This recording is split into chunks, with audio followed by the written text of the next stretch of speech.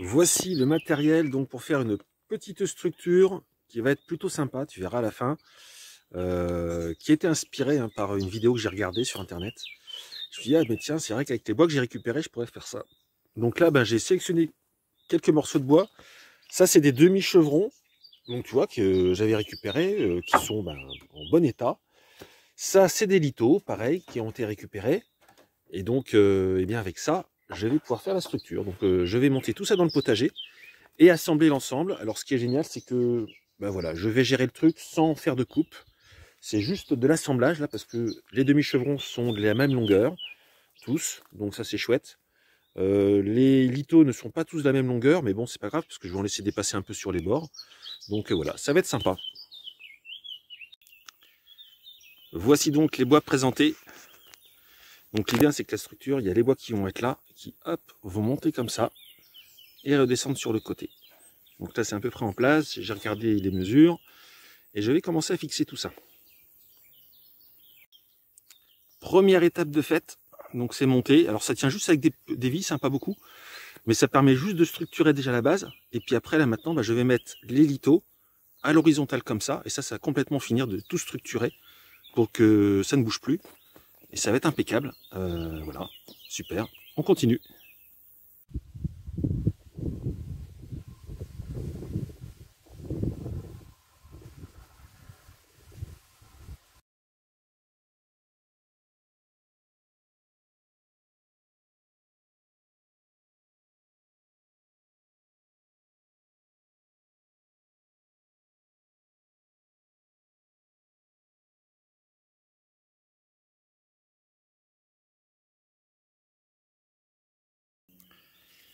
Et donc voici le résultat après pas très longtemps, quelques petites heures mais pas longues, de cette structure.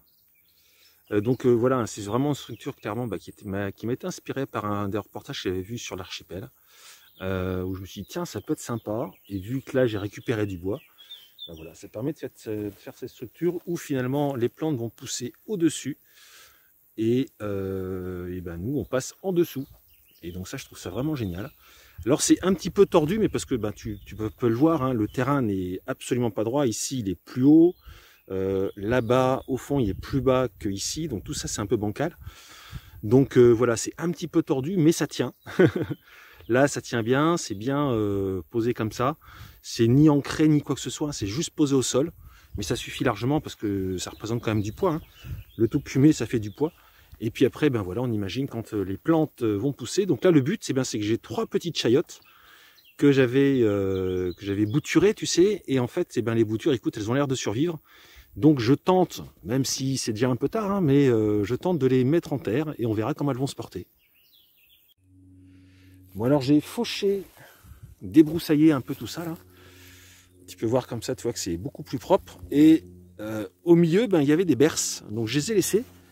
Et j'ai mon fils qui a vu, moi j'avais même pas vu, qui a vu qu'il y avait, regarde, un joli nid. Petit nid tout mignon qui a été fabriqué. Attends, j'enlève l'ombre, voilà. Tu vois ce petit nid comme il est mignon? Bien accroché à la fourche de la plante, tu vois. Un joli travail d'oiseau. Donc là maintenant, il est libéré. Et histoire qu'il ne se dégrade pas, on va le prendre, on va le protéger. Et puis comme ça, on pourra le remettre au printemps prochain. Pour potentiellement une petite famille d'oiseaux, on verra bien. Voici le moment de m'occuper des chayottes, donc de les planter. Donc là, tu peux les voir dans leur bassin. Elles sont bien au frais, avec de l'eau, un peu de terre. J'en ai 3 qui sont à peu près vaillantes, tu vois. J'en avais une qui était morte. Celle-là, apparemment, elle a encore des feuilles et on va voir si elle a des racines. Il y a celle-là qui est un peu plus vaillante. Pardon. Et celle-ci également qui apparemment est en train de reprendre. Donc tu vois, tu peux voir par rapport à mes mains, c'est vraiment des petites boutures qui reprennent mais qui sont quand même fragiles. Donc on verra si cette transplantation réussit. Je vais les emmener vers là où je veux les planter et en même temps on pourra regarder s'il y a des racines. Parce que c'est la grande question, est-ce qu'elles ont créé des racines dans leur peau? Je ne sais pas. Allez, première chayotte, on va voir. Qu'est-ce qu'elle raconte? Là j'ai le bloc contre mon genou.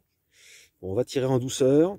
je me demande vraiment, je me demande, on va voir. Je tire en douceur. Est-ce qu'elle vit grâce à l'eau ou est-ce qu'elle a fait des racines? Ah. Alors écoute, c'est pas des grosses racines, je sais pas si tu vois, mais elle a fait des racines. Ce qui explique qu'elle soit vivante. Donc là, je vais la mettre dans le trou là, avec de l'eau bien, avec une bonne humidité, et puis c'est parti. Hein.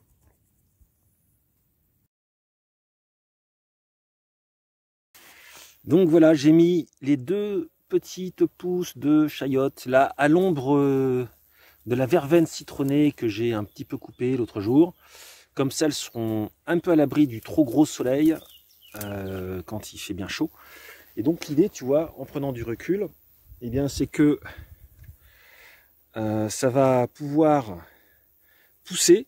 Et après, hop, l'idée, c'est que ça monte dessus, comme celle que j'ai mise là-bas.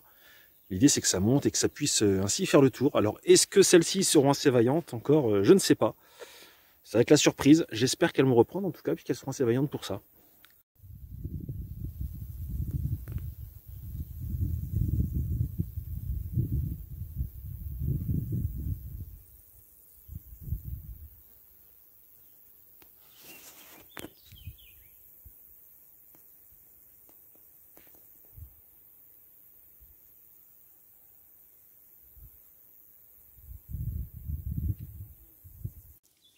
Me revoici avec d'autres bouts de bois donc récupérés en démontant la petite maison en bois. Donc là, voilà, j'ai nettoyé cela. En fait, quand je dis nettoyer, c'est que j'enlève des vieilles vis, des vieux clous qui seraient encore restés dedans, je dépoussière. Là, tu vois, celles-là, elles ne sont pas dépoussiérées encore. Et je les monte là-haut, direction la terrasse que j'ai faite avec mon fils. Et comme ça, je vais faire une petite structure autour pour faire monter des petites plantes. Donc là, tu peux voir 4 bouts de bois qui vont être les poteaux, 4 poteaux, 4 traverses. Et donc, ça va me permettre de commencer la structure. Je crée un cube, en fait, enfin presque un cube, au-dessus de la table, ce qui va un peu protéger du soleil quand il est là. Et l'idée, c'est de pouvoir faire pousser une glycine, enfin des glycines, je vais en faire pousser à chaque pied et à chaque poteau. Et comme ça, ce sera sympa. Et abriter après en plein soleil, abriter comme ça des grosses chaleurs. Alors, petite astuce de construction. Là, je suis en train de fixer, alors tout simplement avec des pointes, c'est des pointes Galva que j'avais, qui me restaient. Donc au moins, les pointes Galva, si tu ne sais pas, c'est des pointes qui ne rouillent pas. Donc c'est ça qui est intéressant. Donc en fait, là, j'ai mis une première pointe Galva dans les premiers bouts ici.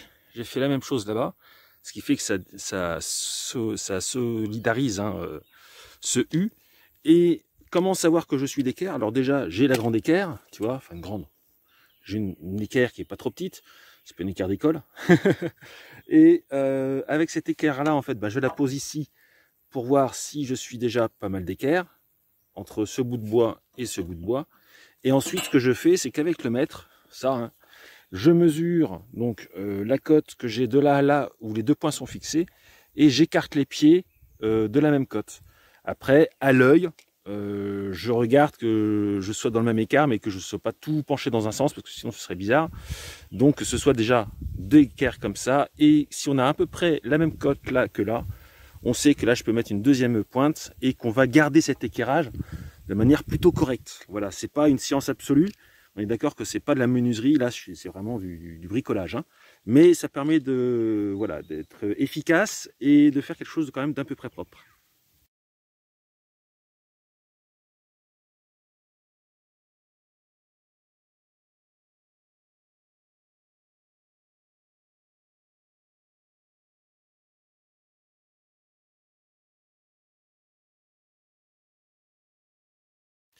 Alors, petite pause explicative en milieu de l'action. Là, tu peux voir que je mets ma règle qui me permet à peu près comme ça de me mettre d'aplomb.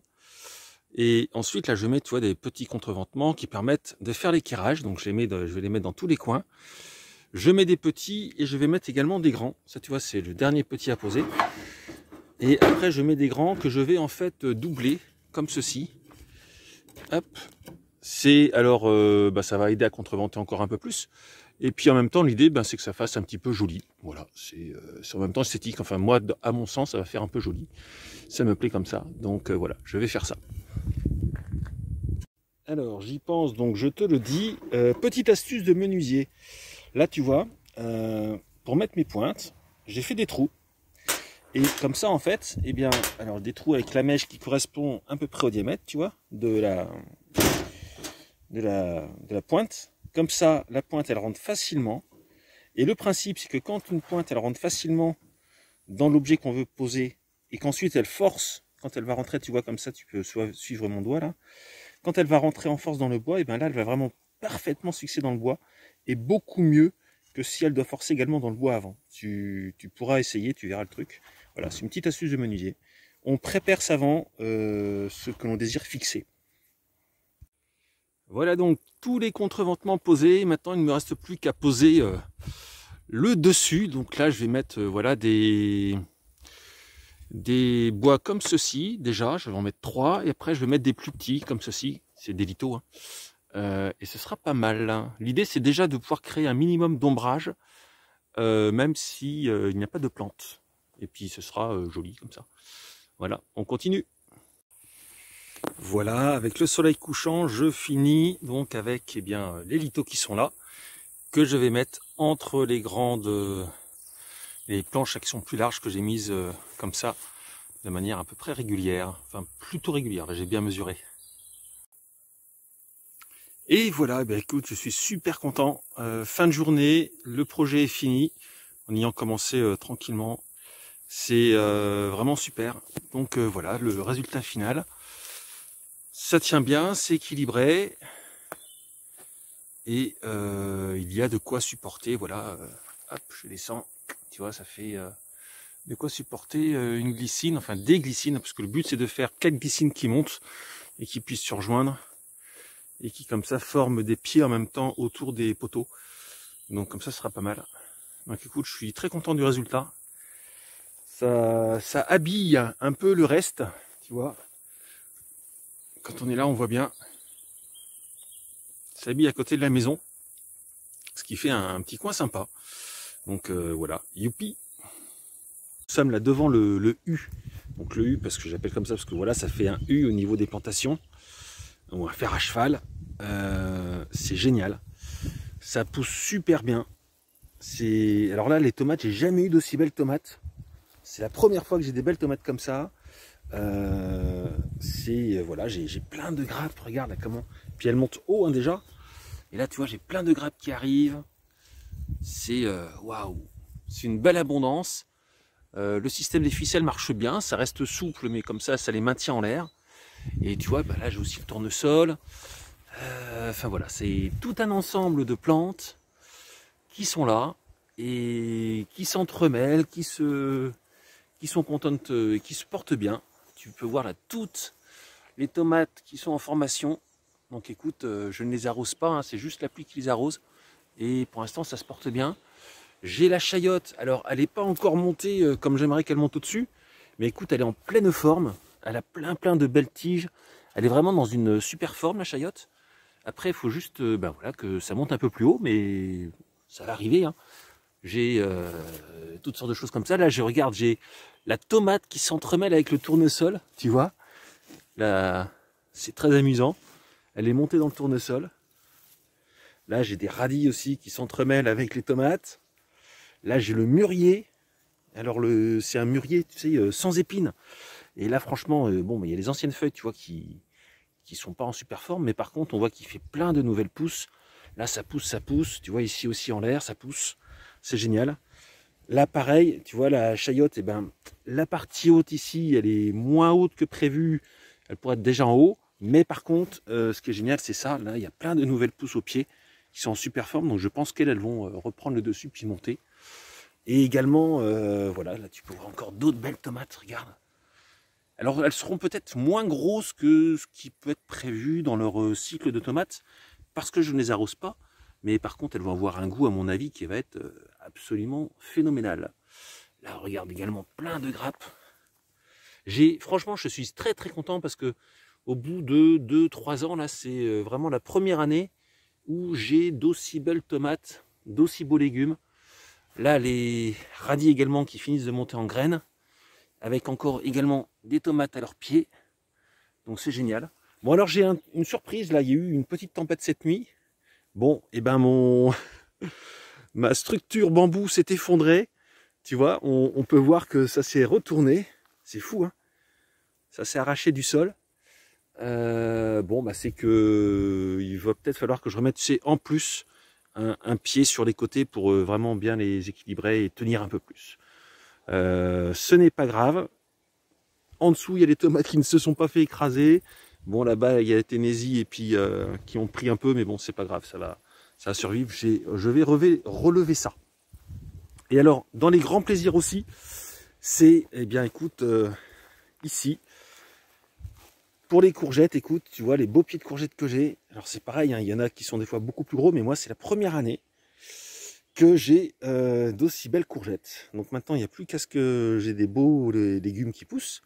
Et ça va être super. Mais là, vraiment, c'est génial. Première année, vraiment, où je commence à avoir quelques légumes de saison qui apparaissent.